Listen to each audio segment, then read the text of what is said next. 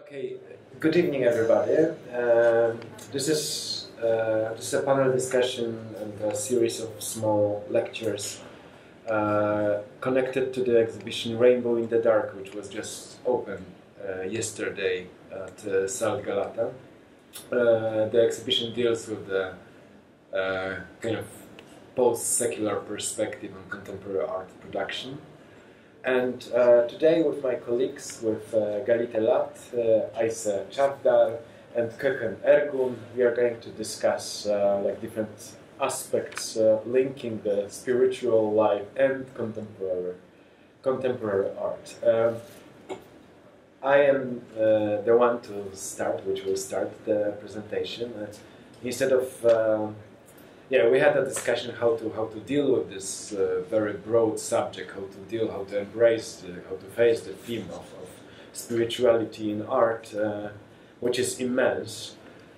And we decided to deliver those short talks, which will be followed by a kind of round table, but feel free to ask your questions anytime. And we will be also like interrupting each other, probably commenting our experience.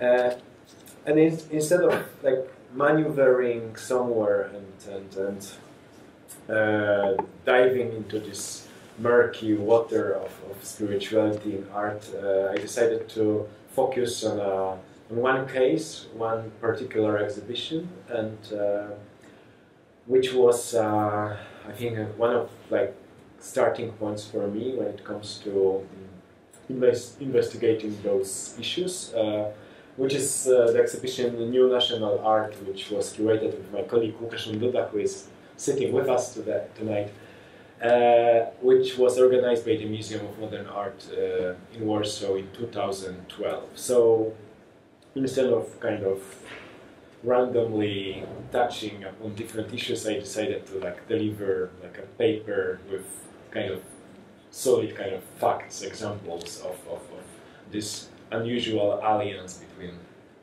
contemporary art institution and some kind of like right-wing conservative religious circles, artists or intellectuals or just activists.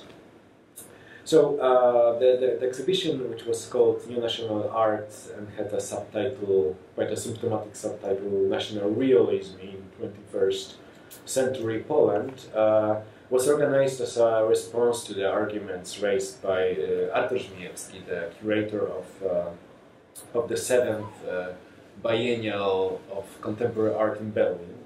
And Żmijewski called for an exhibition which resembled more a parliament than a kind of artistic salon, which was a place involving different individuals and communities that very often for ideological reasons, for example, very clear like religious agenda, they were kind of excluded from contemporary art museums or galleries.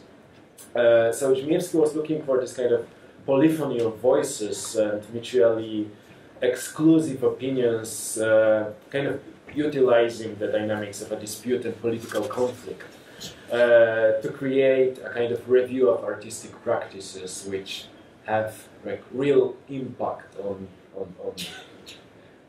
the world outside of the gallery windows.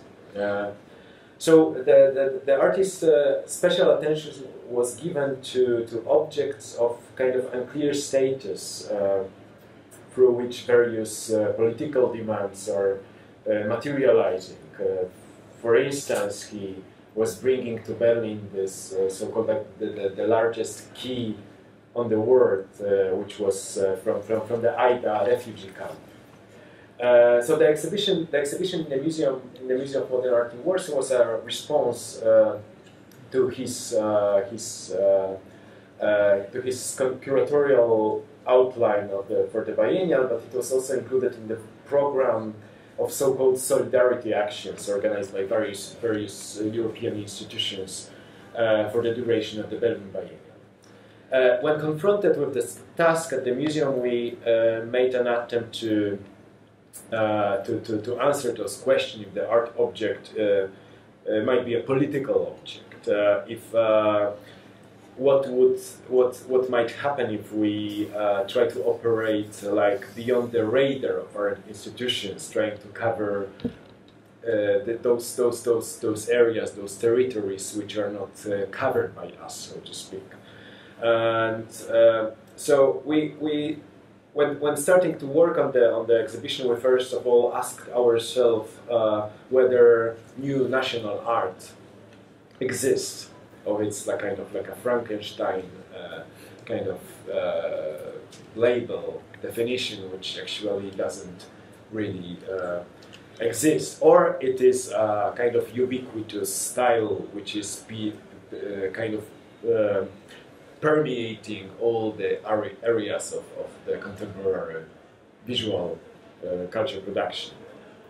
So this exhibition referred to the emotions that are repressed and kind of marginalized in the discourse of modernity, namely patriotism, spirituality, a sense of kind of national community, like kind of togetherness, national togetherness or collectiveness.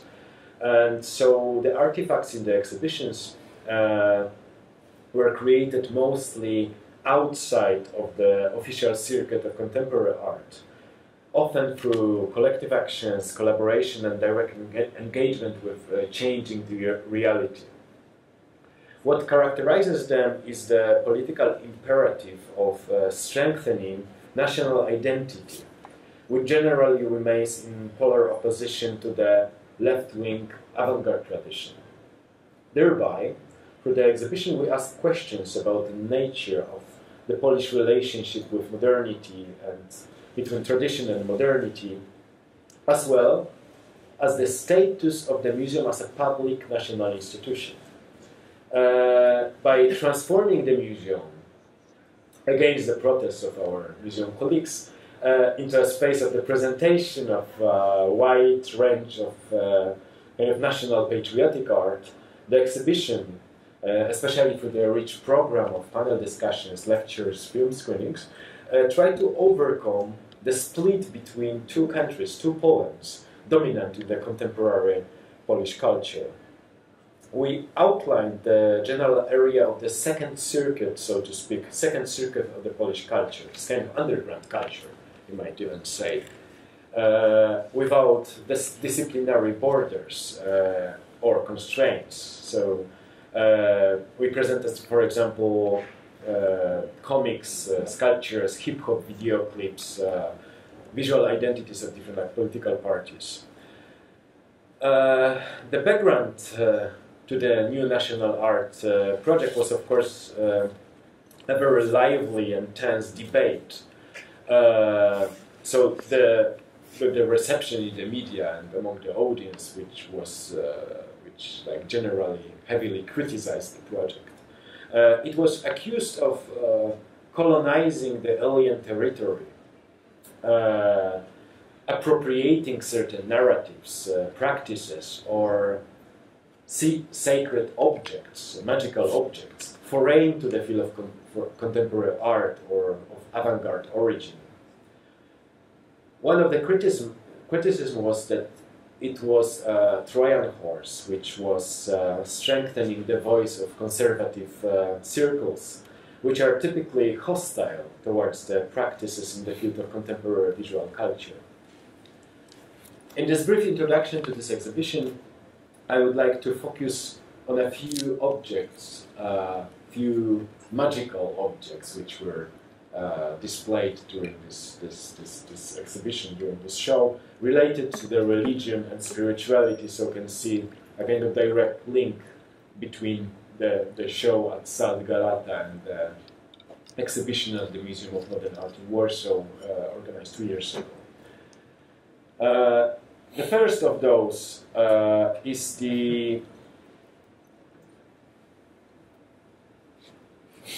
Jesus Christ, the King of the Universe statue, the biggest Jesus Christ statue on the globe, 35-meter high, which was erected in the town of Świebodzin, and we worked with the Polish sculptor Mirosław Kazimierz Patecki on replicas, one-to-one replicas of the hands of the Jesus Christ, with the scars, with the wounds inside the hands, which served as a kind of gate for the audience to enter the exhibition space.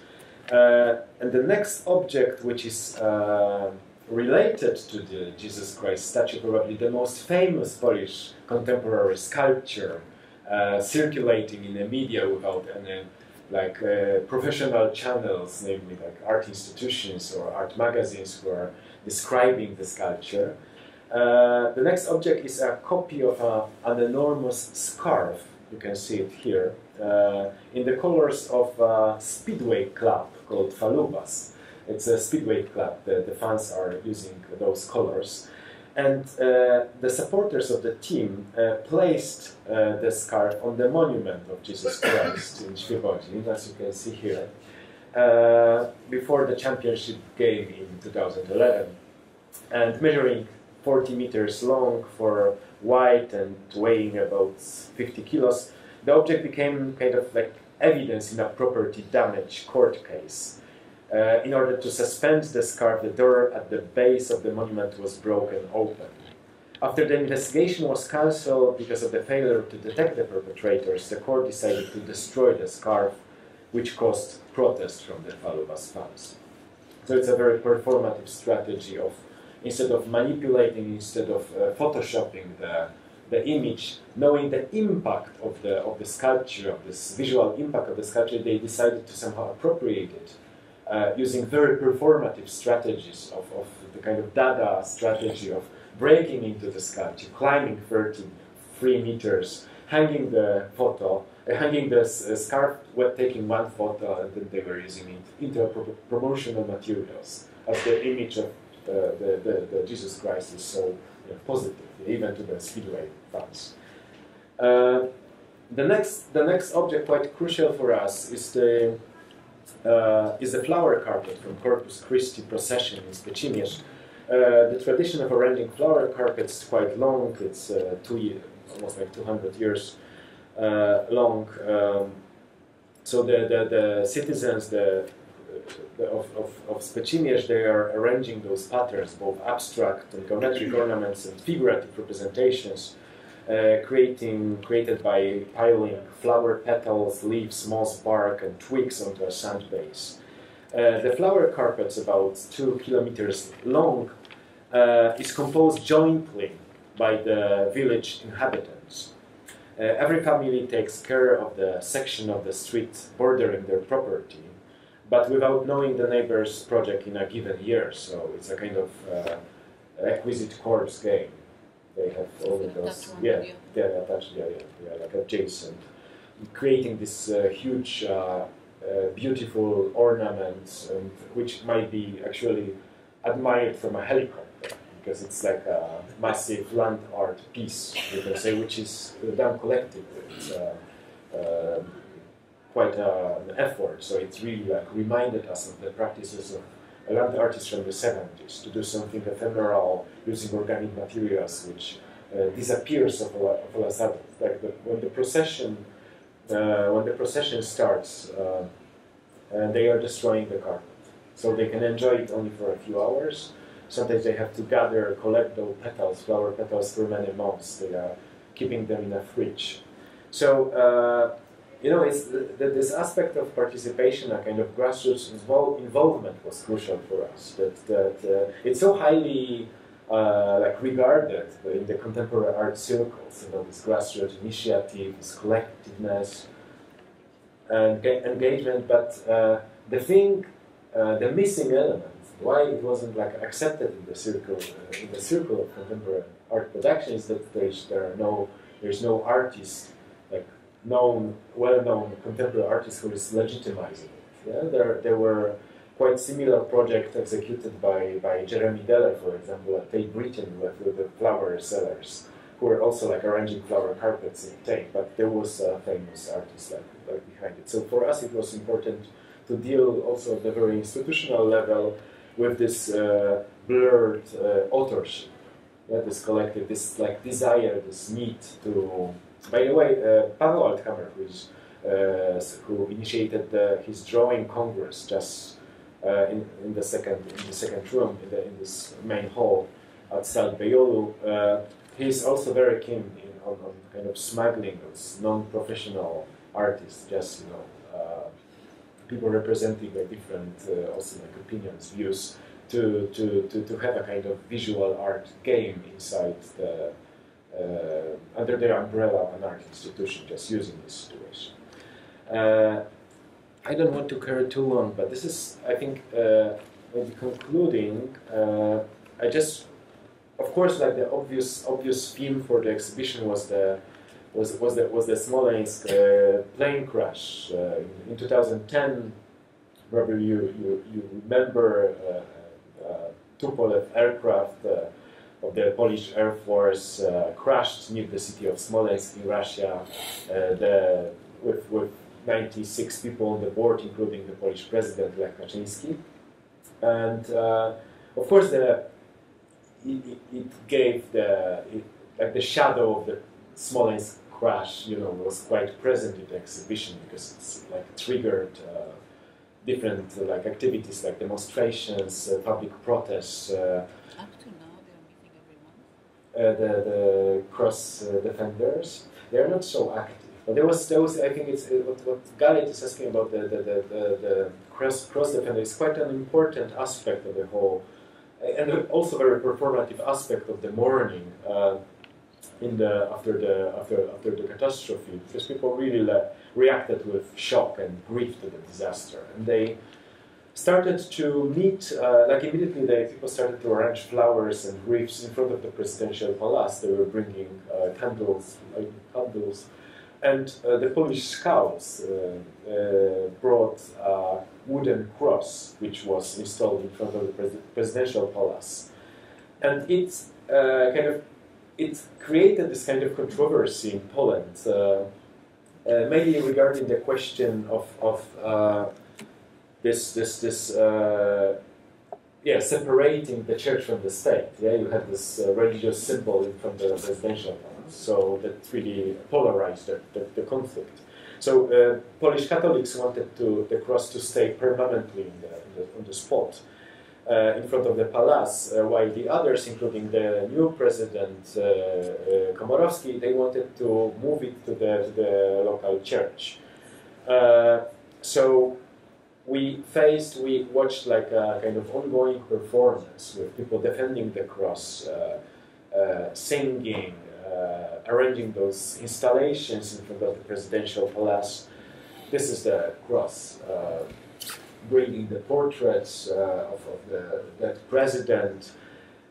So in order to somehow embrace this community in the exhibition, this kind of movement, which this division between those two countries, two Polands, was so evident. So in front of the presidential palace, you had a bar. There was a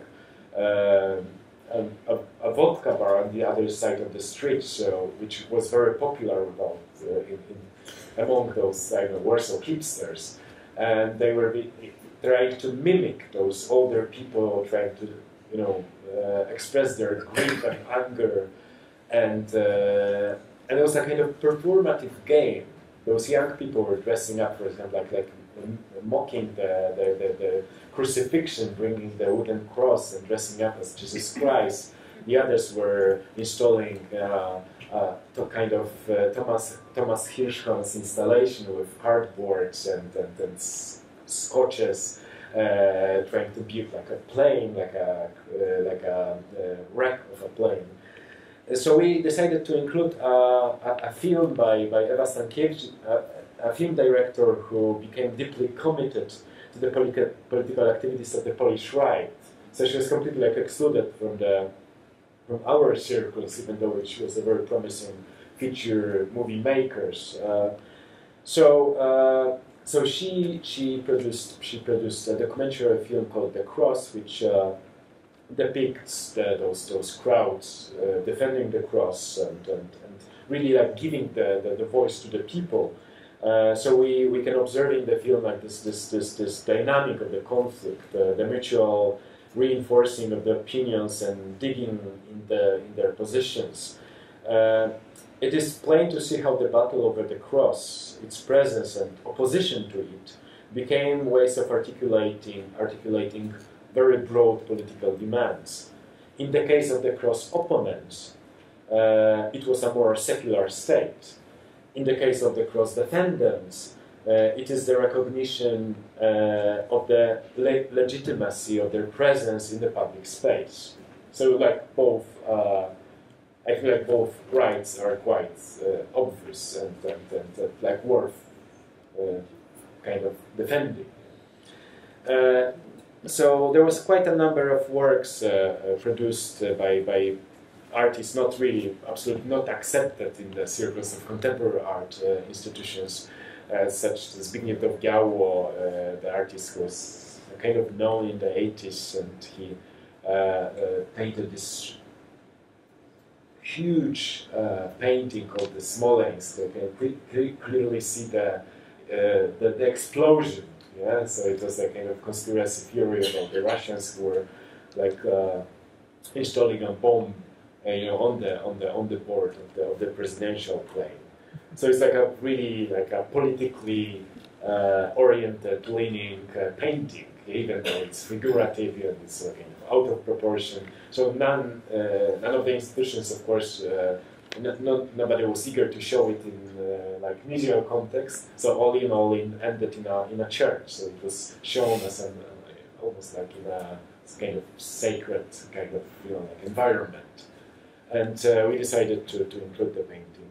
And it's like as it is usually with those objects, they don't really need institutions. Yeah? You can read about them on Facebook. They are circulating in like front pages of the newspapers. They generate scandals which we cannot even dream about. Like it's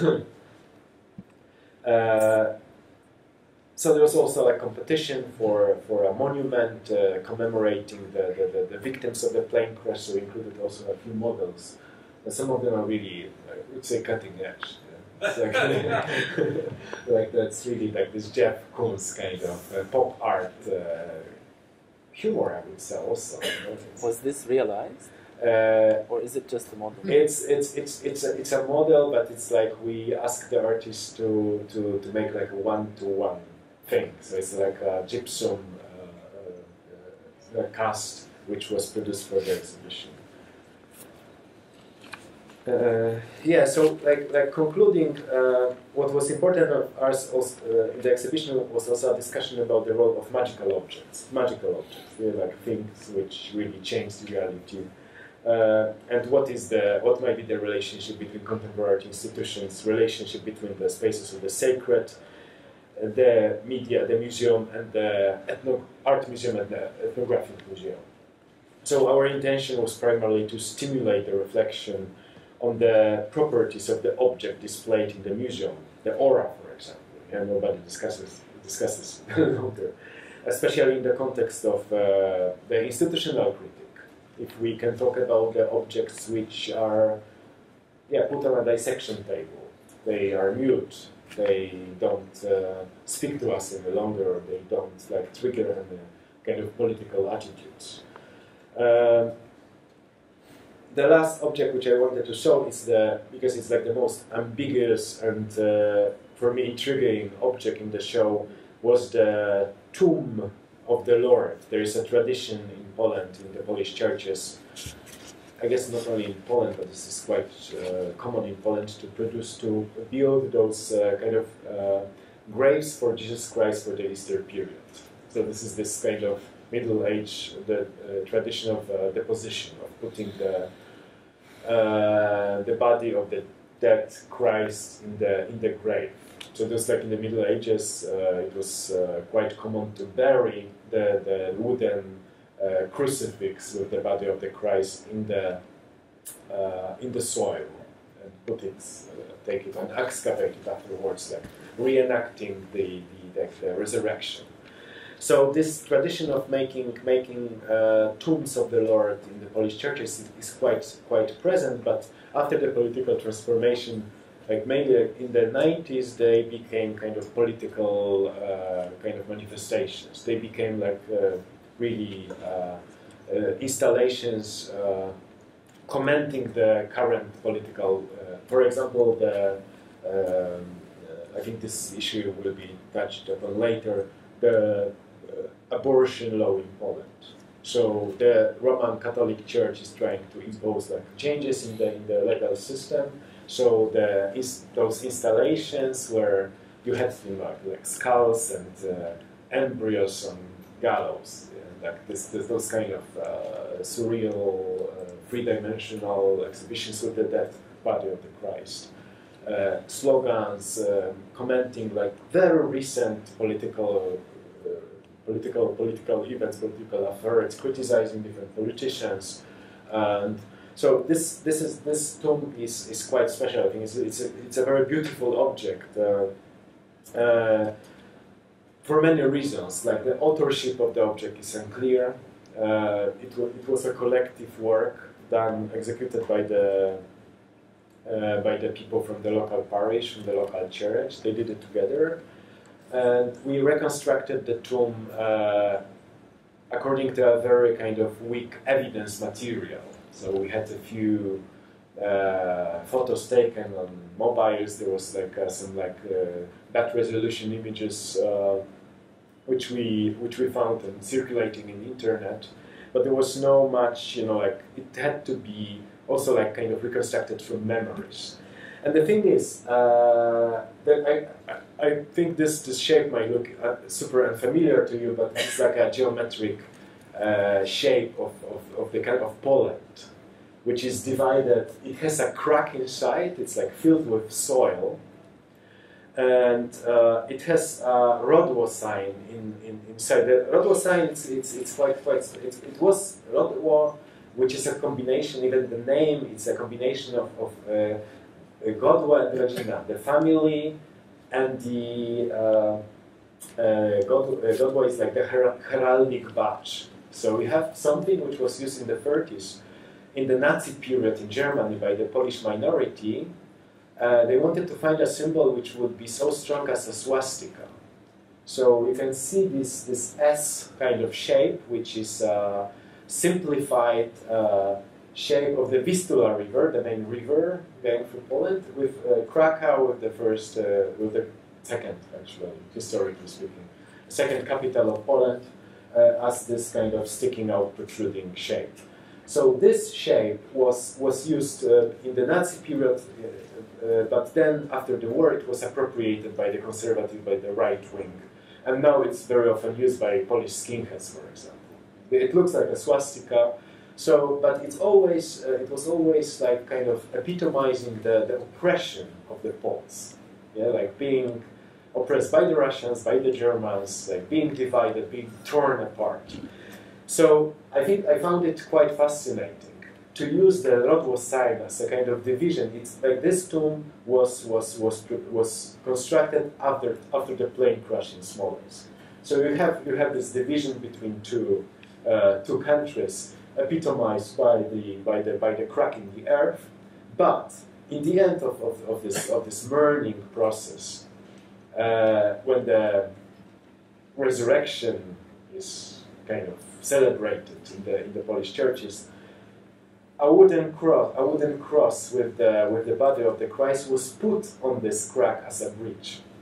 So for us, it was like a fantastic kind of way of speaking about like belief in the power of the objects, this magical object which can kind of heal the wounds.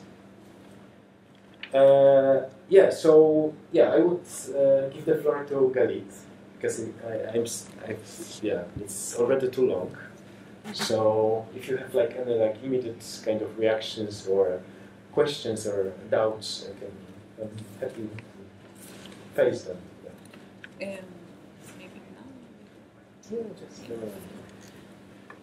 answer the question now.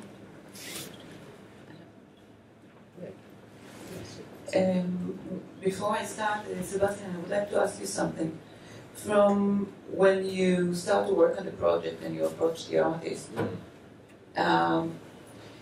it was any kind of suspicious from the artist that you invited, because if we will generally portray a profile of an artist, we will say he or she are secular, he or she are leftist, and you approach artists that I didn't see the exhibition, but talking with you, the political view can be opposite to the general profile of how we will portray a contemporary artist. I have this microphone still. Yeah, that's one of the crucial questions, because it's, of course, the artists or non-artists, because most of them were amateurs, were skeptical about, or like they're suspicious about our like motivations. And it's the more kind of professional they were, the more suspicious they were at the same time, because it's in the case of, for example, Zbigniew Biało, this painter, he had an experience of exhibiting in the art institutions and being rejected. So for him, this invitation came as a kind of proposal from hell. So he was very precise about the way it was described, labeled. He had to go through the layout of the exhibition, and actually it's a kind of, maybe Łukasz remembers it, but it's a kind of funny kind of coincidence which we didn't thought about. Those parishioners from Szczecin, those people who were arranging flower carpets for us, who were very happy to do it in the museum conditions. They had nothing to do with art institutions. For them it was a kind of exotic journey. They were very happy about it. But they were, a part of the flower carpet was a row of birches, the trees. And there is a kind of ongoing discussion in Poland. Like the birch is a kind of symbol of the Russian kind of, this is like part of this conspiracy theory that the plane exploded. Yeah, it didn't crash into a birch. So they decided to put a row of birches along the flower carpet. And it was like quite obvious in the model of the exhibition that those birches are in the front of the exploding plane. So for him, this display, this curatorial display, was a lie. So you have to be really like, I have to say that even like working with the football fans, which are quite from Legia Warszawa, which are known, which are quite infamous for being violent and aggressive. Even they have a kind of like visual art section, because somebody has to produce those stickers, posters, wall paintings. Even with them, it was a kind of curatorial work. They, I think they answered our invitation in a very wise way. They arranged actually it's here. They arranged the main like the wall behind the reception desk. This is a wallpaper, a kind of wall painting by them. So they incorporated the title of the exhibition into their wall painting, changing, of course, like abandoning the museum modernist typography, just really like announcing this is like a different environment this time. So it's converted, yes, yes, it's kind of converted. Yeah, yeah.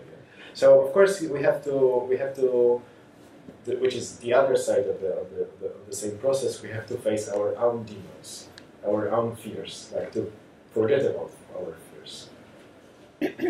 And even though I have to admit we were kind of cynical at the beginning, the process of meeting with those people, negotiating the projects, like really being kind of taught how to use the power of those objects, we started to kind of admire this kind of way of cooperating, because it's quite obvious, like usually we are cooperating with our friends, like ideological friends. You know, we are the convinced are talking to the convinced, and then seeing the people who were spent like the previous days defending the cross in the front of the presidential palace, coming to the museum to see themselves in the documentary film by Sebastian Cichocki, it was something. I wonder, what was your motivation while preparing this exhibition, and what was your expectation? It's there are many answers to your question. Like it depends how deep I kind of go into myself as well. But on a very personal level, I can say, of course, I wanted to, like, growing up in a very kind of conservative and religious environment, I wanted to face my allergy towards religion and my fears. But it's not so important. It's the most important thing is the institutional level, that we have our kind of duties, not really like embracing like the whole visual culture, but at least to research and to abandon our barricades from time to time, because we occupy a kind of margin of the visual art production. Yeah, this is like I think we were kind of fed up with occupying this artificial bubble which we created. And the other thing is also on an institutional level, it's also always very important, even if you fail to kind of stretch or kind of to take a risk and stretch the boundaries of an institution. What we can accept. We can accept everything. We can accept, like living people in the gallery space. We can accept animals, whatever. But it seems like the religion is the last taboo for us, and which is a paradox, which is a total paradox. So I think that's after like facing our fears, like this exhibition at SALT is possible. Yeah? Otherwise, I would never approach such an artist as Teresa, which I adore, but I couldn't really stand her like political views and this kind of Christian propaganda, which is infiltrating her works. But now I happily accept all those crosses, and she's just a great artist. The cross to the cross. Yeah.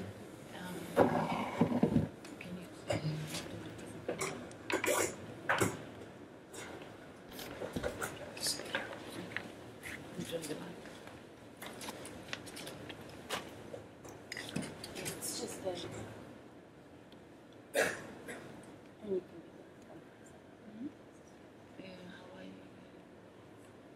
how do you do this?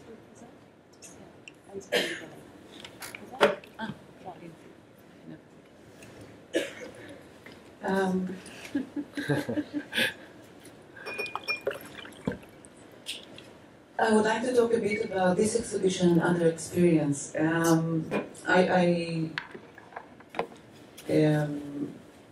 This work we are presenting, it's the last work that entered to the exhibition. It was presented in René Sofia in Madrid, National Museum in Madrid, sorry. The work asked by the Catholic Church group, powerful public group, to censor the exhibition, to take out the works. What we see church in flames. The work referring to a sentence by Piotr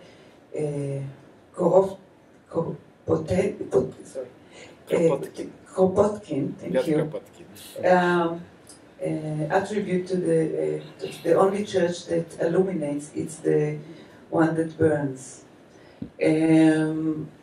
There is a petition, I think SALT is involved, and many artists are trying to support René Sofia.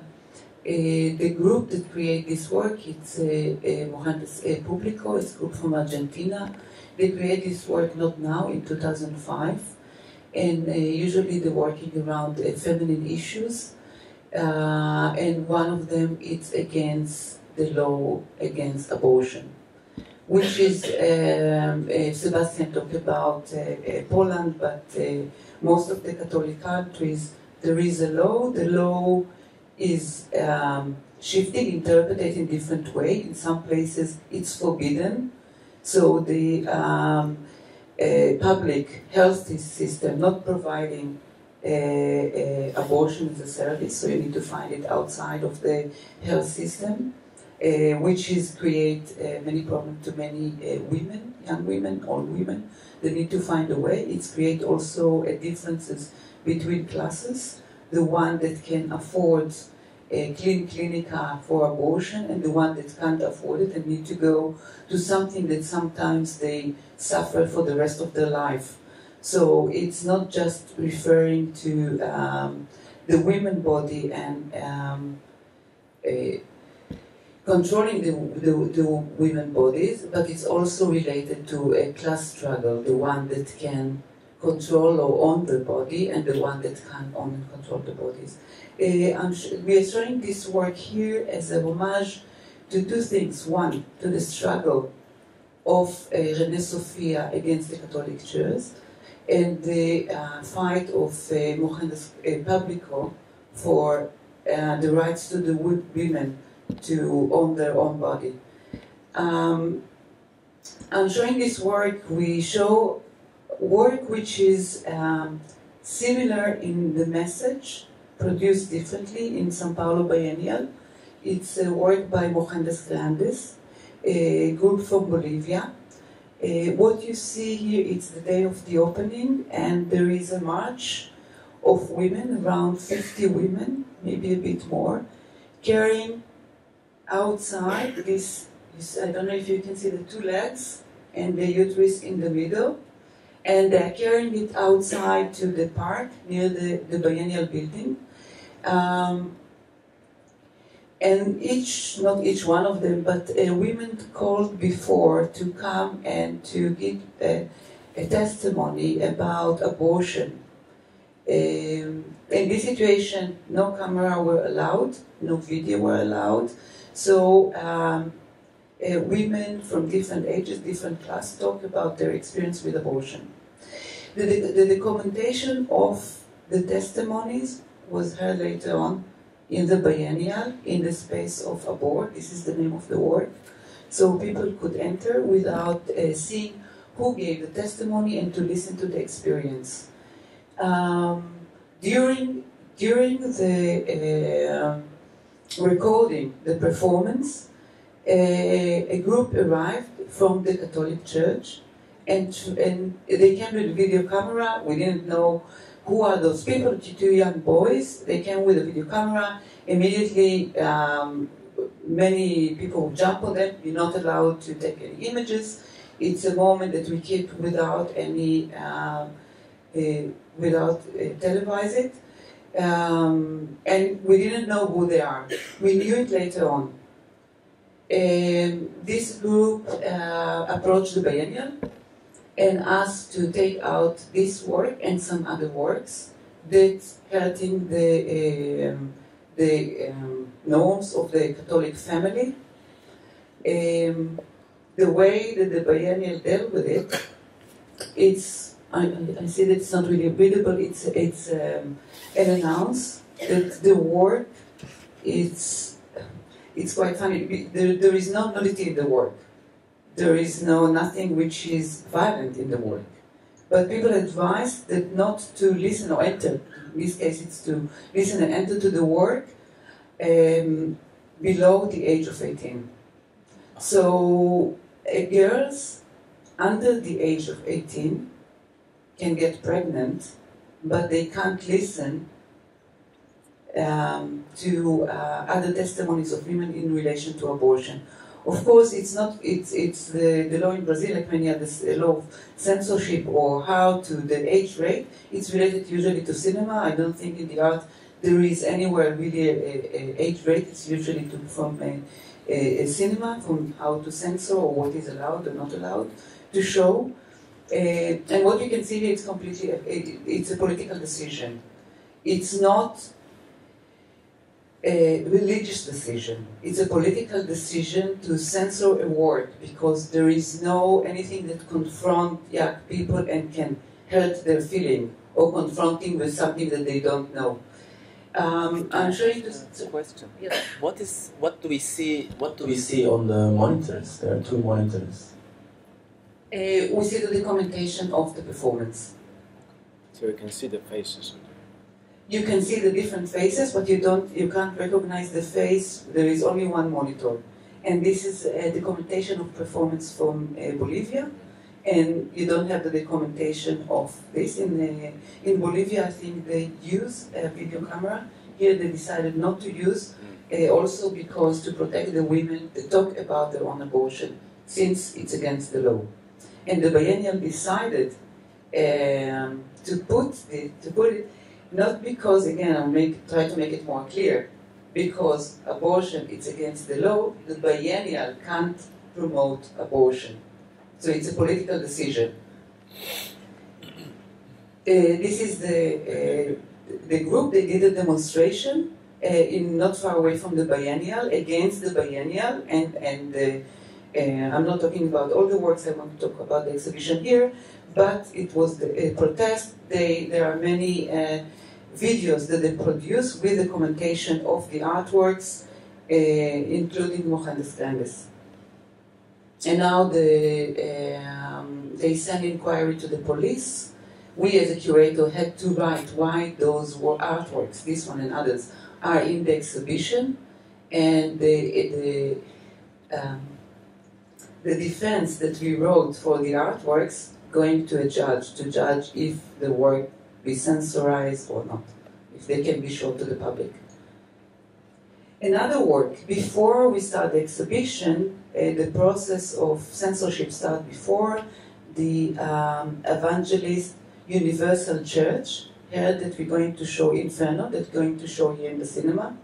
It's a work by Israeli artist, German artist, Yael Bartana, the work called Inferno. And she shot this film in São Paulo. This is a simulation of the third temple. Today the third temple exists. She shot it last year before the temple was finished, so she created most of the work in CGI. The third temple couldn't build in Jerusalem, so the Evangelist Church decided to build it in São Paulo. They shipped what we call a Jerusalem stone. It's a white stone that's coming from the quarry in Ramallah, and it's quite funny because in Jerusalem it's mandatory to build with the Jerusalem stone. It's city law, and to build the temple in São Paulo, the Universal Evangelist Church adopt the municipality law of Jerusalem and ship all those stones. The reason, this is how it's looking in reality. So they follow the Yechezkel description of in the Bible, in the Old Testimony, how to build the temple. The reason that the Universal Evangelist Church approached the biennial, it was the same process. Inquiry sent to the police. The police came to the biennial, asked to see the work. We as a curator had to write a defense. It went to the judge. The judge approved the work can be seen, that it's not hurting any Christian feelings. The reason, because, as you can see here, the church on fire. And the church on fire, when Yael did the work, she did it in São Paulo, but she related to the situation in Jerusalem. In Jerusalem, there is the Evangelist Church, not the Universal, but there are different evangelist groups, Messianic group. They try to build the third temple. According to, there are different churches, but according to one of them, the Messiah will come, and there are a few steps. One of them, that the Holy Land will be ruled by Jewish. It's happened in 48. That Jerusalem will be ruled by Jewish. It's all happened in 67. And then the a temple will be built by Jewish people, and after 7 years it will be contaminated, and Jesus will come to rule the world for 1,000 years. This is one of the stories. The temple not built yet, so they built it in Sao Paulo. In the meantime, those Messianic group, what they are doing, it's quite interesting. They're waiting, they're following the Messianic plot, the Jewish Messianic plot. I think it's also you can find in Christianity. I'm less sure about Islam. That the Messiah will come after the end of history, when the world will, we say Gog and Magog, it will be the big catastrophe, everything will be destroyed, and then the Messiah will come. Those group there are two, the Messianic group, the Christian Messianic group, giving money to the Palestinian and to the Israelis to help the two groups. They're not supporting one of the groups, supporting both groups, that they will be able to fight and to destroy each other. This is how they contribute to the conflict. There is other Messianic group. Now, according to the Jewish legend, the temple will be built after the Messiah will come.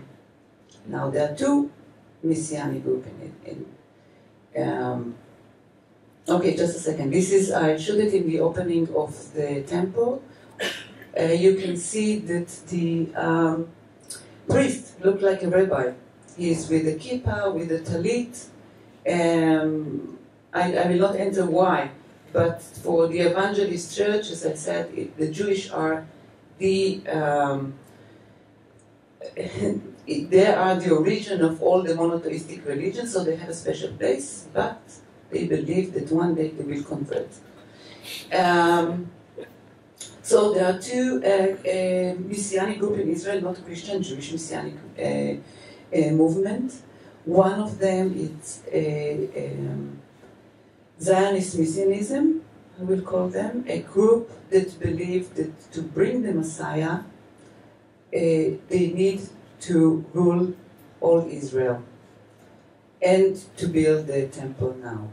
This is one group. We see them in the settlers that maybe some of you here are following, reading about, the one that's living beyond the Green Line, the one that's making a problem. The other Messianic group don't believe in the state of Israel, and they believe that the temple will be built after the Messiah will come. One believes that they need to force the Messiah to come. It's the first group. The second believe that this group preventing from the Messiah to come. And this is Israel, it's between the two groups. So all what's between the group, this is Israel today, between one forcing Israel to exist because it's bringing the Messiah, the other believe that this action exactly preventing the Messiah to come.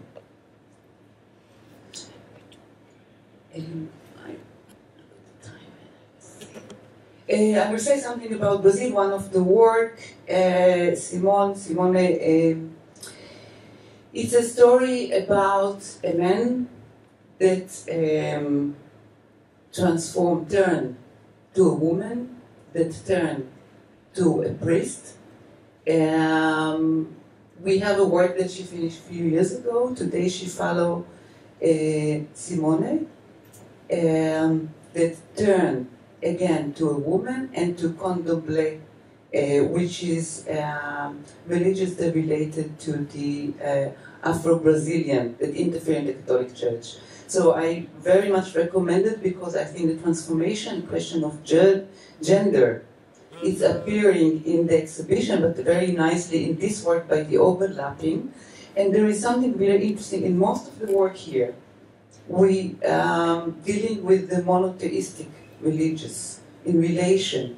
And here it's a work that offering something else. If we look at monotheism, one can see and think, and I will offer something, but I will not elaborate about it. Can we have a democracy in monotheistic thinking? Because what Simone is offering, it's to take Jesus, to take the condomble, male and female, and to put them together and to move from one to the other. So it's not hierarchy of, and the logic of the one. There is not one truth, there is not one God, there is no. I will not continue. I'm not offering that Köken is turning, but this is a work that I showed many years ago. What we don't see the film, but I think it's quite important that in the film we see Köken wearing a hijab with the flag of Turkey, and in the end you have a tear. And I think you made this work after that Ergun was elected, went to power. And I asked you about, I knew you, we didn't know well as we know now, but I remember that I asked you. I was very much interested about your position. First, why as a male you wear the hijab? And the other one, are you promoting the hijab, the religion? The answer that you gave me was that democracy, it's not only for secular. Democracy, it's for everyone. And it's part of the democratic state to allow the people to practice and to perform the belief. I want to ask you, how do you feel about your answer today? I think I feel the same to that question. When I did this work, it started with an anger towards an injustice that has been happening in this country for many years before I was an adult, like a grown-up person. It's a story we all know. The headscarf not being allowed at universities, at the courthouse. And at that time, which I think is 2003 or 4, was more emergent, it was an emergency for the society because the subject was not tackled. As you say, contemporary art institutions were allergic to the subject of religion. Maybe it was not a taboo, but it was something like hiding from it. The society, the greater society, was whispering about this. The society that I was in, let's say, was whispering about this, but there was not a huge discussion, and even if there was a discussion, there were no prospects for a solution at the time. So when the AK Party came to power, it was a few months or weeks before the 29th of October, which was the Republican Day, and the president of Turkey, then a very secular character who was not selected by the public, but elected by the parliamentarians, the members of the parliament, and he devised a plan. The reason why he devised this plan was Çankaya Palace, the presidential palace, was the #1 important public space in Turkey. How can I say it? Siyasi, it's where a headscarf, if it's not allowed in a courthouse, it shouldn't be appearing in the presidential palace. So what he did, he devised a plan to invite members of the parliament with a single person invitation. And for me, this was an injustice to all women of this country, and especially the wives of the newly elected members of the parliament. So then I started talking with people who wear headscarves. I did not touch them before, like touching, not physically touching, but I did not touch that subject before. So it was that early in my practice to experience other people's lives from a shorter distance, not a very long distance, not reading about it, but meeting them in person. So I met them. I met a lot of ladies who wear headscarves. I've been taken to their house. I told them, how do they prepare the headscarves? I was fascinated by the fact that it was layers and layers and layers on top of each other. And I was very impressed by the way that they felt secure under the headscarf. And also, at the same time, they could feel desired and erotic under the headscarf, which was very interesting for me. So then my interest shifted. So I didn't really think of cross-dressing when I did this. I was more like protesting the injustice, but then I was drawn into it. So I said, I must also wear it. I must see how I feel. But not as a man, or just as Köken myself. And I was studying theater at the time, so it was very easy for me to practice this in front of the mirror, and I borrowed my mom's, I'm coming from a secular family, but every secular mom has a headscarf at home. She might go to the cemetery or a funeral or something, so you need one. So I practiced with hers, and I also went for shopping, and I found this, actually, it was an Ottoman flag, turned from the green into red. It was an appropriation. The Ottoman flag had many crescents on it, and it's supposed to be the green of Islam. But this one I found was the red of the Turkish Republic's flag with many crescents on it. So it was like the start of the aesthetic, the period of aesthetics changing. The Neo-Ottomanism wasn't very pronounced at the time, but I saw something which we might call Neo-Ottoman kind of, I don't know. So if you ask me now, I would say the same. I think I would say the same answer, but of course we've come to a different dimension in Islam in public at the moment. And maybe I can give the floor to Ayşe now, and we can talk about Ashura later. Oh, it was very quick. It's very hard to talk after all those. Yeah, it is all these wonderful presentations. Yeah, maybe it is my voice. So I was planning to talk about how religion is represented in artistic and especially academic context, because actually I'm not. I don't know anything about artistic scene, but I can talk. I can tell many things about how religion is represented in academic scene, because since 2010 I'm working in Islamism. I'm working on Islamism, and I presented my weird job in many contexts, especially in Europe and the United States, also in Turkey.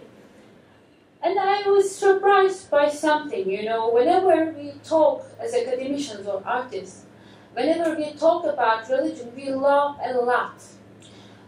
There's something funny, as if there is something funny in religion, it is like, for me, it is like bullying. And adult people do not bully each other. It is very childish behavior. So, especially in last year, just after I finished my job, I finished my PhD, I started to think about more secularism rather than religiosity. Actually, I started my PhD thesis thinking about religiosity, how religiosity represents itself in urban sphere. And then in the middle of that, it was very bad. In the middle of that, I found myself criticizing secularism rather than, analyzing religiosity. And I got aware that maybe they are together. Maybe they are not in binary opposition, but maybe they are defining each other, and maybe because of that, because they are brothers or sisters, and maybe because of that they are fighting a lot, and maybe because of that they are bullying each other.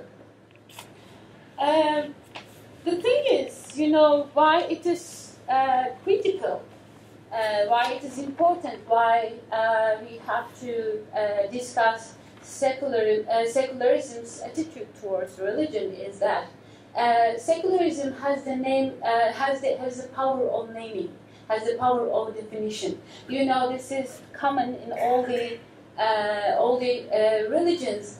Adam, when he was kicked off together with Eve from paradise, he was given the power of naming everything. So now secularism is enjoying with that power, while religion is instilled, although we think vice versa, is instilled. Yeah. May I interrupt? Please. I want to go to the Genesis story about the name giver. Please. If we read the Genesis, it's not clear if it's Adam or Eve. Eve. Yeah. I think, of course, she was Eve, and maybe she ate that apple to be given with that power. I think that there is a lot of things about But it. it's not clear. Yeah. And the God also female form. It is like why it should be God. So this is very important to understand religiosity, how religiosity feels. If we are talking about arts and explanations, how religiosity feels is very important. When I was in Turkey, we have a really weird story with religiosity. And because we have Islamism, and Islamism is now in government. It is administrating us, it is governing us, it is excluding us, and we generally confuse Islamism and Islam are the same things. I rather suggest, I'm trying to be a little bit provocative, I rather suggest maybe there is no Islam after Islamism. Why I'm telling this? Secularism as a modern ideology, or the way secularism as the way of dealing with religion in modernity was accusing religiosity being illogical, and because it was illogical, it cannot be in the rational market space. So it meant it cannot be part of rational political negotiation. So it could be in private sphere. It could be it should be squeezed in the present in the private sphere. It means you can be illogical in your private sphere. Please, please don't bring your illogical side to the public sphere, because we have to deal with many things logically there.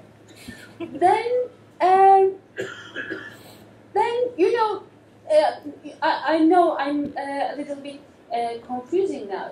Nietzsche declared that God is dead. Now I'm trying to reread it. Actually, maybe I think he was trying to tell us God is killed by believers, because with their behaviors, with their sins, believers made impossible to believe in God. And what did secularism do? What did secularism do in the history of modernity? It put God in private sphere. It was maybe from that point, from this perspective, it was not jailing the God, but it was protecting God from believers and from market sphere, and all those crazy things happened in modern history. We had a lot of wars, and we killed each other, and we poisoned each other. We actually fucked the world during modern history. And now there is something, again I'm coming back to Turkey, there is something we have, it is Islamism, it is so much profane.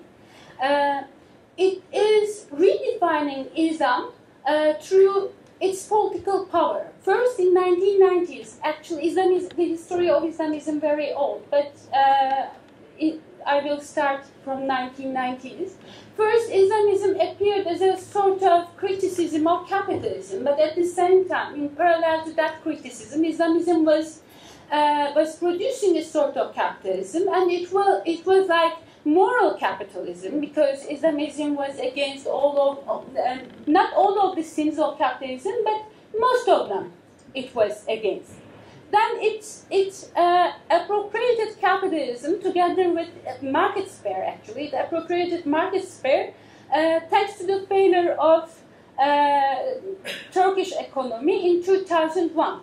Afterwards, in 2001 we had a really big crisis here. It was like the whole company is gone, the whole country is gone. And then in 2002, AKP came and, everything started again. Because Islamism, by this way, at that time they were not calling themselves Islamism, not to exclude liberal and secular citizens. And then in 2000, we had a sort of soft Islamism together with liberalism running very good in the market. And, it is also redefining Islam. Islam, it was trying to redefine Islam throughout its market ideology, but there was something missing. It was culture. Because while it was renewing Islam itself, it was actually reducing Islam to a market ideology and a source of political power.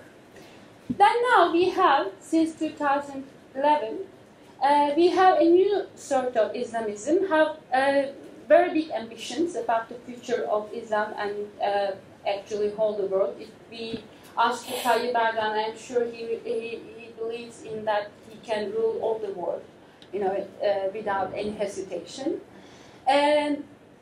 But there's something still missing. We don't see Muslims in the art scenes, not in the culture scenes, but we see them in consumption.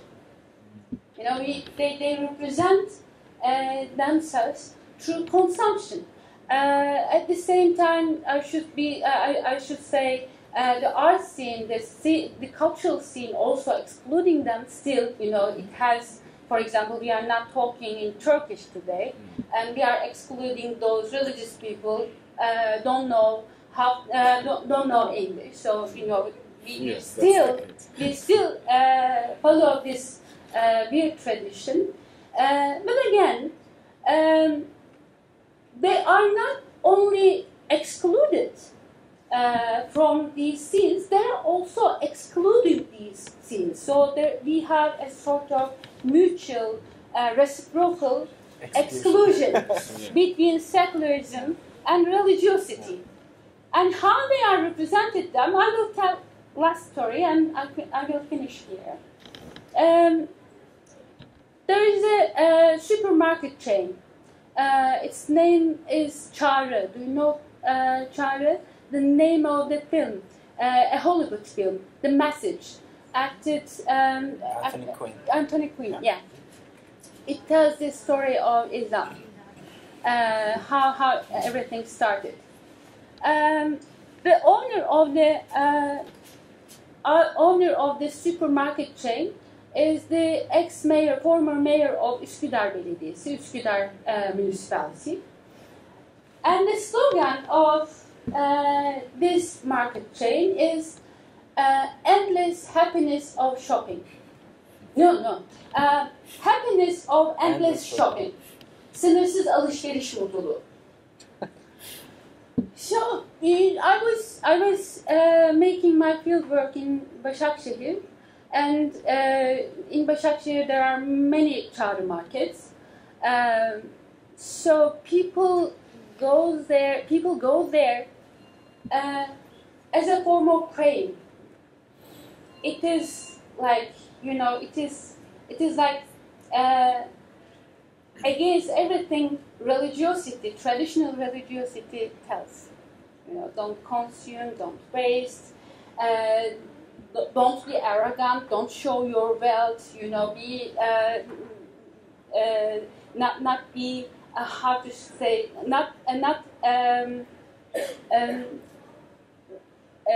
extravagant. Yeah, not to be extravagant and these kind of. It is against everything traditional Islam, at least that traditional Islam defined by secular culture tells. But they are doing it as if they are praying, because by shopping in Çağrı market, they think they are fortressing their living spaces, because their living spaces are made by those Islamist guys, and you know those Islamist guys are providing freedom of religion to them. So there are still now, I think, the weird thing in this discussion, in this transformation, I think now secularists are more religious than religious guys, because they still believe that God is not belonging to world and God is something sacred, while religious people believe that God is power of market. Thank you. I would like to say something. I don't find it so strange that a mayor become owner of a chain of goods. Mm-hmm. As a mayor today, and I think many cities become or promote themselves as cooperative, mm-hmm. and the citizens are the customers. Mm-hmm. Or how you promote Istanbul in relation to Ankara, how you will present it, how you will sell it to your own citizens or customers, mm-hmm. and I think this is a system. So I don't find it so strange that the mayor become a head of a chain, because the concept of how to market the city, probably it's very close to how you market any other product. Yeah, maybe you are right, but the weird thing in that story is the name of the market chain. It is message, the Çavdar, and it signs to a Hollywood film actually, telling the story of Islam, and you know they are going there and shopping to promote Islam. You know that connection with supermarket, market, and culture and consumption is weird. You know, it is like they are. It is a matter of dawah. It is a matter of mission to go there and shop there. You know, it is like it is a way. By this way, Islam and the word of Islam becomes a way of appropriation of market. So because of that, it is weird. And administrative capacity of municipality is used to make utilized to make that appropriation possible. I think it is corruption. Maybe it is normal, but I think it is corruption. And well, can I comment on this? Please. Just as yeah, maybe we can open the. Yeah, we should. I think we should open it to the floor. Well, on the Çağrı, I was outside Turkey for 13 years, and I came back like last year, and I was not aware of Çağrı, and I was not aware of this, connection with the metaphor, right? But I have been to many of these supermarkets, different kinds. I like to experience different, spaces and different places because of living outside. So to my country right now, I'm looking at it as a tourist, right? Touristing around. Yeah. And I found Çağrı actually one of the cheapest places. Yes. Compared to the rest, right? So I can say that some of the religious people who are low income also, there is a connection between being low income and not being religious, might be also going there. And I have seen some of the folks over there, quite religious. But I don't think they are going there for the message. They are just looking for deals and they get it, right? Mm-hmm. So I know something about them.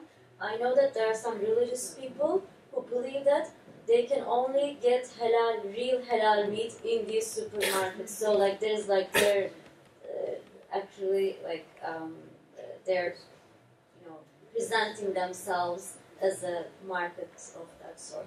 Mm-hmm. Just a different opinion. So. Thank you. There are.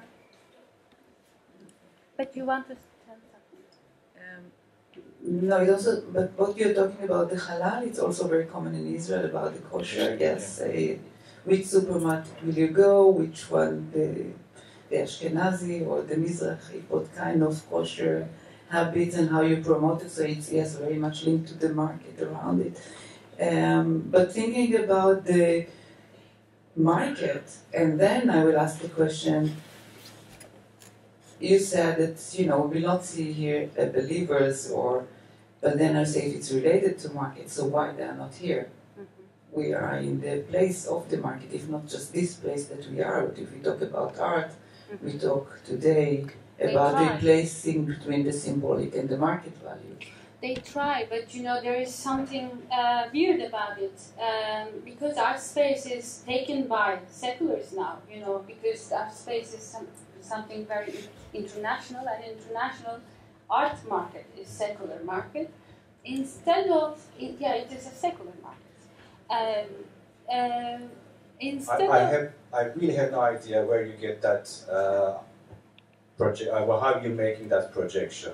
That somehow cultural institutions are, by definition, only open to secularist production or secularist. I just don't see this. You may be talking about a particular case in Istanbul, a set of private institutions and their historical legacies. But I do think that's a very limited way of looking at the cultural production in Istanbul and also the reception in Turkey at this moment. I mean, one could only look to the city in general, to all the cultural institutions in the city, the institutions run by the city itself, that are quite active, quite powerful, quite very much in production and superbly visited, much more than city center institutions. So there is actually quite an active field going on. Secondly, I don't think, I think there's another projection there, which you're saying that you were just saying that somehow the cultural field has not been contaminated, or whatever language one may want to use. I'm not saying that you're using contaminated, but I have that kind of impression from your speech, which I find also problematic, which is also not true. I think I think there's a rhetoric there, and that's the rhetoric actually of that was recently produced.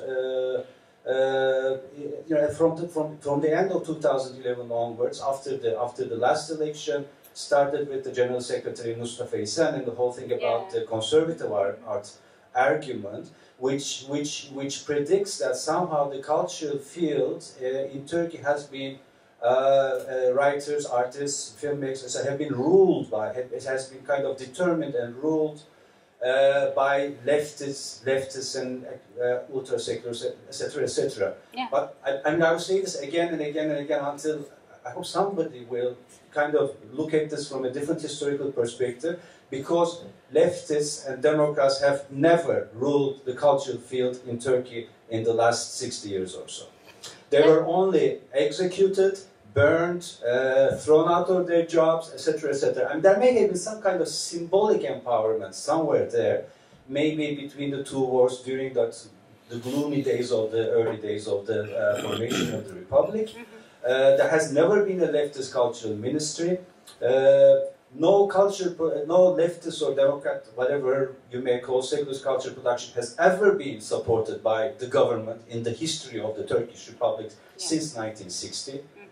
One or so, and less than so, and actually quite, so there is a misreading there about this kind of so-called secularist culture production and secularists ruling the history of the blah blah blah. I mean, this is not true at all. And it also, there's also another projection that somehow cultural producers are anti-religious or anti-this or anti-that, and that's also a kind of projection on the cultural producers of today, artists and writers, and etc., etc. And I don't think anybody would own that argument. So there's this kind of othering process from both ends. Yes, I very much agree with major parts of your argument, but within the argument, I also see a dangerous thread of othering. You say we, for example, and I'm not that we, and I don't want to be that we, and I don't want to be there. I don't want to argue from there actually, because this is not helping. It's not helping the negotiation or everything, because we are all in trouble. Not, everybody is in trouble right now in many ways. Thank you. Want to answer? Listen, I want one more thing about the language. You said that religious people, they don't speak English. Many of them, I said. I think you are wrong there, and they speak, and I think they speak very well, a lot of them. And that's why I think I agree with that it's not very good to classifying in that kind the people, I don't know, mostly, how can I say, that we have to left gaps or to open a little bit both these sides, doors, or to widen a little bit the doors, and then we'll see that all will go better, I think. Thank you very much. May I? Yeah. Yes. Thank you very much. This is the thing. Yes, they officially leftist cultural producers never been in power officially. I mean, but in civic production of culture, they were all in power, and it was always it has always been like this. I'm not blaming for that. I blamed religiosity and conservatism for that because they are not promoting cultural production. Instead of they are excluding that culture, seeing it as secular. I'm not blaming secular ones for that. But you know there is something because Islamism in Turkey made a choice in 1990s. You know, they would go on with their criticism against market mechanism and capitalism, or they would take that crisis as an opportunity to come to power. And they made it. They made their choice. And since then, we remember how cultural capital of Europe thing went on. How that space is opened by secular civil society for Turkey, and how it was appropriated by Islamist government later on. So I'm talking about this. I'm not blaming any side of the story, but there is a feeling of exclusion, and it is mutual exclusion. You know.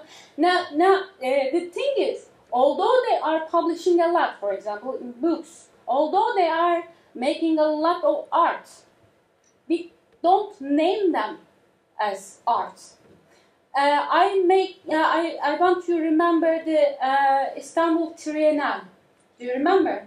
It was made by Beral Madra. And it was sound in, because I'm very close to them, it was sound in religious circles. It is a biennale to keep us distant from, this is a triennale to keep us distant from biennale. Come on. And I'm not sure there is a way to make it, to fix it. I'm not sure, because now religiosity, not religiosity, but that powerful conservatism is its claim for power from that exclusion. Without that exclusion, there is no Islamism and there is no power. And because of that, they are producing and reproducing it again. We saw it in Gezi. I'm talking about it. I'm not talking about, you know, how powerful leftist or secular art, cultural producer. I'm not talking about it. I'm talking about their perception. It was it. And about, you know, I'm not a negotiator. Of course, I will classify to know them. And I'm not classifying myself, but I'm using those classifications emerged in the daily political life. So it is not my classification. This is democracy. I didn't tell this is not democracy. I didn't tell anything about democracy.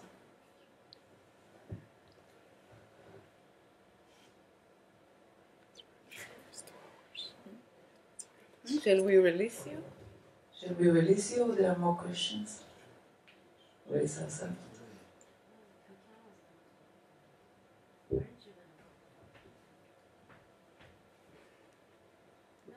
Like I'm can say, Köken gonna talk about? Sure, talk about the It's like the final conclusion. It's like it's unifying those two systems. Yes. I am the negotiator now. Yes. Give us like a positive. There's one work in the exhibition called Ashura, which is not touching these subjects. It's a work that I've done with the Jaferi Shiite group, which amounts to 1 million all over Turkey. And it is a 3-channel video installation. Yeah. Yeah, this is a work that I've done 2 years ago. That I started following them, and it was well, as Galit said, even in 2004, I was interested in the topic of religion or belief, let's say, and I was drawn into this theatrical representation of the Battle of Karbala they do every year, every day of Ashura, which is pretty different from how the Iranian Jaferis do in Taziye, which is done by a professional troupe. And this one in this town, what you see is made by the people, the citizens of that town, whether they're a carpenter or a pastry maker or a burek seller, playing the roles of Prophet Hussein, or the person, the Emevi Sultan who killed Prophet Hussein. And for me, I was interested in how ritual actually, in general, preceded culture. This is the reason why I started working on this project. And yeah, shall I talk more about how I did the piece, or is it not relevant anymore after? You should. Should I? You should go and see it first of all when the exhibition is still on. But the interest that I had was collective life in religious groups. I think this was the more focus that I had in my life. For me, the individual self was the cool attitude. I was looking for more the warmer attitude that I thought I would find in collectiveness. And being brought up in a secular, parenthood and education, I was kind of excluded from these circles. So with the work you saw, with the headscarf, and then my time in Israel and Palestine, working with the Filipino Catholic group there, which I made a film about, I was interested in how rituals are actually forming culture, how rituals are forming in a certain aesthetic, and how rituals are bringing people, let's say, bonding people together. And it was, for me, the experience was more important than the actual product, which we call the artwork. And I'm not able to foresee what will happen in the future, but from very early ages, I was drawn into the discussion of Plato's argument about representing or not representing, copy or making a second copy, third copy. So I was feeling a bit weird about representing something which is already there, because they're already representing the Battle of Karbala with a different theatrical performance. But when I asked them, should I do something about this, they said, yes, please, because you should be the messenger who can carry our visual, our image outside. So, especially the Filipinos in Israel, they did not let me not show it. So they were intervening. And I actually asked them how to edit the work. So they wanted this, they wanted that. And from then on, I was a yes-sayer to exhibitions, more and more. I was less selective about showing this piece. So whenever somebody offered me an exhibition about, let's say, the Filipino work, I wanted to show it.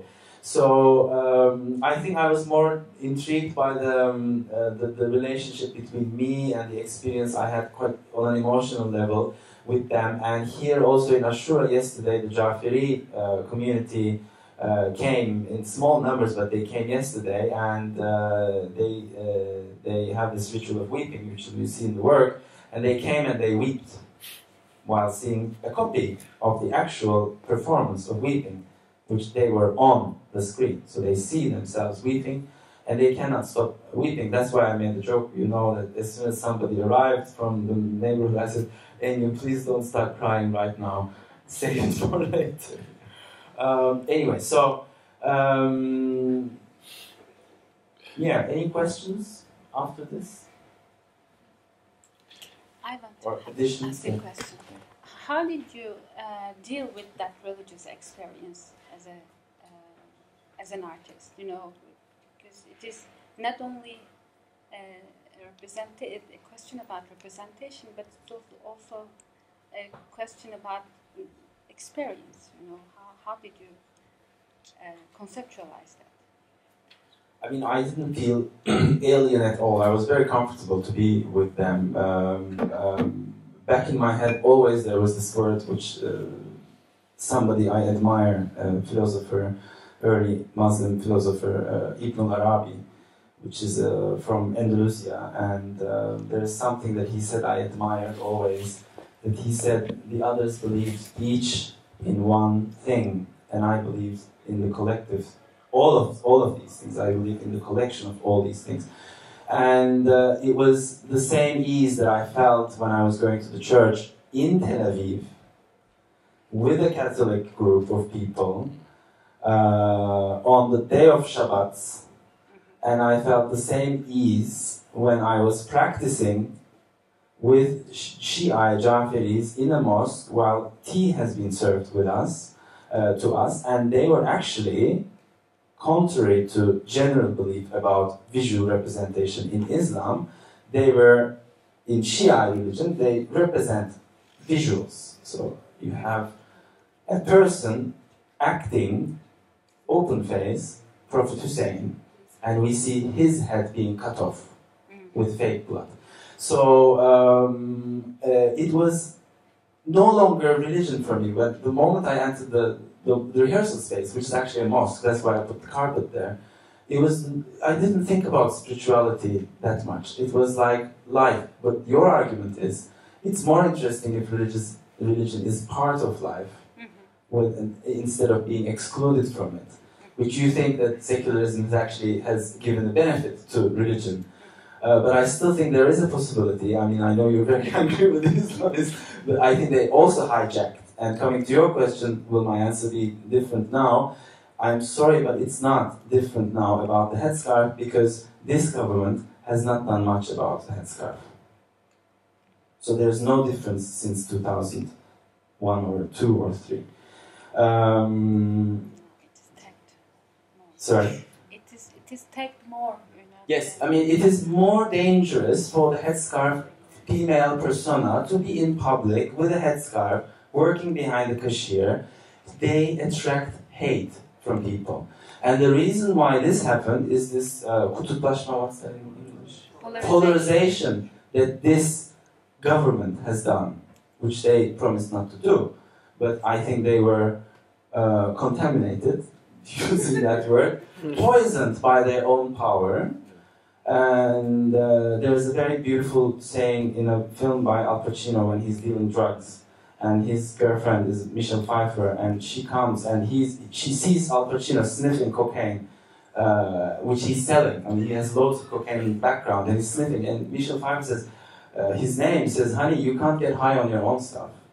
So they are using religion in such a way that we are no longer able to see religion. So for me, what I lived in Ashura, in the neighborhood of Zainabia, which is just it's close by, which we don't see, was relieving for me because it was not religion. Yeah, everything is related to religion, but religion is not there. This is the problem. Exactly, yeah. Questions? I just want one brief question to Sebastian. Sebastian, I mean, you mentioned that you were a little bit cynical, both of you were a little bit cynical at the beginning of the project in 2012 when you were dealing with, let's say, right-wingers or the outside. How does it differ from your position today dealing with the monotheistic, with an exhibition that kind of rotates around monotheistic religions? Is there any dose of cynicism out there? No. No, it's a simple answer. It's the first thing we are trying to combine or compare two quite rigid, disciplined, institutionalized systems of fate. Probably we have this like small part in our brain which is craving for the irrational. We can kind of satisfy it with cocaine, or maybe going to the church, or maybe facing the things which we don't understand, which are artworks, yeah, to triggering our imagination. So, and as I said, we have our relics, we protect them, we have our saints, we glorified figures, we have our chapels and churches to pray and to like adore those magical objects. So I think the dialogue between real believers is always possible, not between cynics. I have a question. So, according to what you are saying, when the Catholic Church attacked the exhibition, it's attacked because they believe that they believe in the power of those objects. Yeah, they really. That's why art matters so much in Poland, because it's respected by the politicians or like those by the Roman Catholic Church. They believe those objects might affect people's emotions or political attitudes. Even they can be contaminated by those artworks. Thank you very much. One last question. One quick question to any of you. I mean, it's an open question. So, from a historical perspective, I like history a lot. I mean, art history or any history, rather, I like to read. So, we see that, you can have secular Renaissance, secularism and Renaissance on a pre-modern world and create a modern world. So, this is logical, right? So why can't we see the logic of, having a religious renaissance in a postmodern world, So would you like to comment on this? And we are living in a postmodern world. There are a lot of anxieties in the world, secular anxieties, and secular, societies are not getting along sometimes. And there are religious, solutions to these, to the individual or even to the group, right? So why can't we have a religious renaissance? Is it forbidden to have a renaissance or renaissancy, behavior for the religious groups? I think in what you asked, in the essence of what you asked, we need to agree about certain terms. We need to agree with you first that we are in postmodern time, and not to call it another name, to start with this. No, it's hard to answer because there are so many agreements we need to do in a way, but if you didn't notice, and I think it's important, we didn't talk about faith. We talk mainly about religious system and religiosity, which I think is a bit different to what you are talking about, because there is a difference, and I think we do it in the exhibition, we try to do it here, not to talk about faith. It's to talk about a system of art and system of belief, but not about the belief.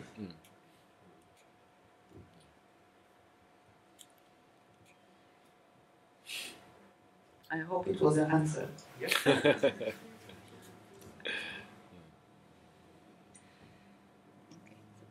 Thank you very much. Thank you for coming.